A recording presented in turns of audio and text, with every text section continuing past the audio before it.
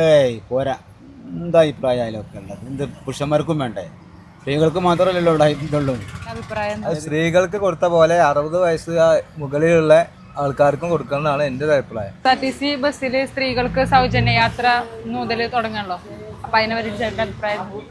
നല്ല അഭിപ്രായമാണ്. ജനങ്ങൾക്ക് സാധാരണ സ്ഥിതിയിൽ ജോലിക്ക് പോകുന്ന സ്ത്രീകൾക്ക് വലിയൊരു ഉപകാരമുള്ള കാര്യം. നല്ലൊരു കാര്യമായിട്ട് നമ്മൾ അംഗീകരിക്കും. നല്ല തീരുമാനമാണത്. ഒരുപാട് സ്കൂൾ കുട്ടികളായാലും ജോലിക്ക് പോകുന്ന ആൾക്കാരായാലും പോകാനും വരാനും സംബന്ധിച്ചിട്ട് നല്ലൊരു തീരുമാനമാണ് ഗവൺമെൻറ്റിനെ.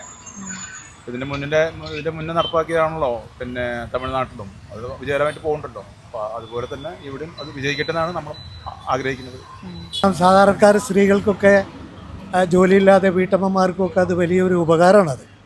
അത് നടപ്പിലാകണം, അത് തുടർന്ന് പോകണം എന്നാണ്.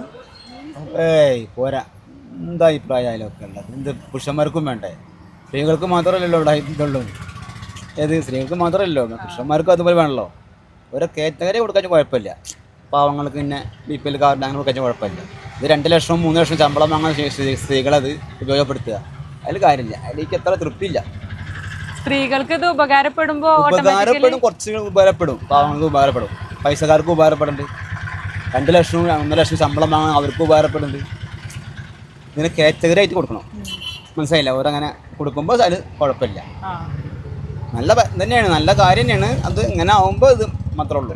അത് സ്ത്രീകൾക്ക് കൊടുത്ത പോലെ 60 വയസ്സ് മുകളിലുള്ള ആൾക്കാർക്കും കൊടുക്കണമെന്നാണ് എൻ്റെ ഒരു അഭിപ്രായം.